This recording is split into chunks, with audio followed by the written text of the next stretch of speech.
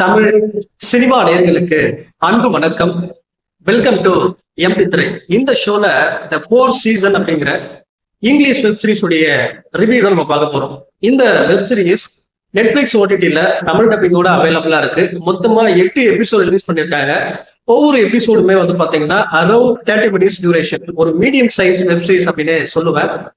ரிலேஷன்ஷிப்ல வரக்கூடிய உறவுகளை மையமா வச்சு இந்த வெப் சீரிஸ் அமைச்சிருக்காங்க. ஒரு அடல்ட் காமெடி டிராமாவா கொடுத்திருக்காங்க. இந்த சீரீஸ்ல மொத்தமா 3 கப்புள்ஸை காட்டுறாங்க.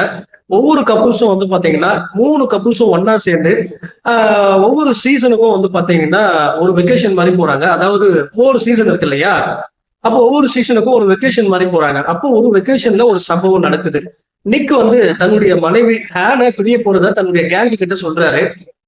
நிக்குக்கும் ஆனுக்குமான அந்த திருமண லைஃப் ரொம்ப சந்தோஷமா போல, ஒரு மெக்கானிக்கலான லைஃப் போயிட்டு இருக்கு, நான் பிரிஞ்சிடலாம்னு நினைக்கிறேன், இதை நான் அவங்ககிட்ட சொல்ல போறேன் அப்படின்ற மாதிரி தன்னுடைய கேங்கு கிட்ட சொல்லிட்டு இருக்காரு. சோ அந்த கேங்க் வந்து அதை எப்படி வந்து ஆன் கிட்ட சொல்றது அப்படின்ற மாதிரி யோசிச்சுட்டு இருக்காங்க. இன்னொரு பக்கம் வந்து பாத்தீங்கன்னா ஆன் வந்து நிக்குக்கே தெரியாம தங்களுடைய 25th ஆனிவர்சரி கொண்டாடுறதுக்காக ஒரு வாவ் ரீயூனியன் ஃபங்க்ஷனை வந்து பிளான் பண்ணிட்டு இருப்பாங்க. அது ஒரு பக்கம் போயிட்டு இருக்கும். திடீர்னு கட் பண்ணா அடுத்த வெக்கேஷன்ல வந்து பாத்தீங்கன்னா நிக் வந்து தன்னுடைய மனைவி ஆனோட வராம வேற ஒரு பொண்ணு ஜெனியோட வரான்.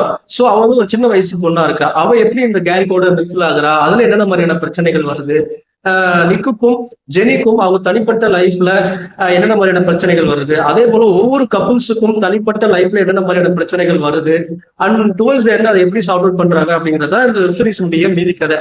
இந்த வெப்சீரிஸை பத்தி ஆலோசனை அப்படின்னா ஒரு லைட் ஹார்ட்டடான ஒரு ஃபன் ஃபீல்ட் காமெடி டிராமா கொடுக்க முயற்சி பண்ணிருக்காங்க. அதுவும் அந்த 4 சீசன் அப்படிங்கிற ஒரு தீம்ல கொடுக்க முயற்சி பண்ணிருக்காங்க. அது ஒரு வித்தியாசமான ஒரு இன்ட்ரெஸ்டிங்கான ஒரு தீமாவே இருந்துச்சு அப்படின்னு தான் சொல்லணும். அதுவும் அந்த 3 கப்புள்ஸை காட்டுறாங்க இல்லையா, அந்த 3 கப்புள்ஸ்ல ஒரு கே கப்புள்ஸை வந்து இன்க்ளூட் பண்ணிருப்பாங்க. அந்த கே கப்புள்ஸுக்கு தனிப்பட்ட லைஃப்ல என்னென்ன மாதிரியான பிரச்சனைகள் வருது, அவங்க அதை எப்படி சால்வ் அவுட் பண்றாங்க அப்படிங்கிற அந்த அது ரிலேட்டட் வரக்கூடிய டிராமா சீன்ஸ் எல்லாமே ரொம்ப இன்ட்ரெஸ்டிங்காகவும் ரொம்ப பரபரப்பாகவும் அமைச்சிருந்தாங்க.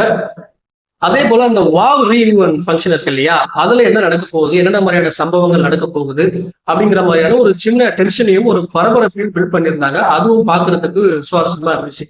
அதே போல வந்து பாத்தீங்கன்னா ஓவராலா வந்து பாத்தீங்கன்னா ஒரு ரிலேஷன்ஷிப்ல ஒரு இண்டிவிஜுவல் பேஸ் இருக்கணும் அப்படிங்கிற ஒரு விஷயத்த ரொம்ப அழுத்தமா சொல்லியிருப்பாங்க. அண்ட் ஓவராலா வந்து பாத்தீங்கன்னா என்னதான் ஒரு லைட் ஹார்ட்டடான ஒரு காமெடி டிராமாவா கொடுத்திருந்தாலும் இன்னுமே கான்ஃபிளிக்ஸை கொஞ்சம் ஆட் பண்ணிருக்கலாம் அப்படின்ற மாதிரி தான் தோணுச்சு. மிடில் போர்ஷன் அப்படிங்கிறது கொஞ்சம் கூட மொமெண்டமே இல்லாம போச்சு. அதுல இன்னும் கொஞ்சம் ஒரு பரபரப்பையும் ஒரு சுவாரஸ்யத்தையும் கொடுத்திருந்தாங்க அப்படின்னா நல்லாவே இருந்திருக்கலாம்.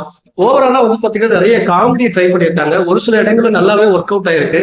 பட் போர்ஸ்ஃபுல்லா ஹியூமரை திணிச்ச மாதிரி ஒரு சில இடங்கள் அப்படியே தெரிஞ்சிச்சு. கொஞ்சம் அதை அவாய்ட் பண்ணிருக்கலாம்.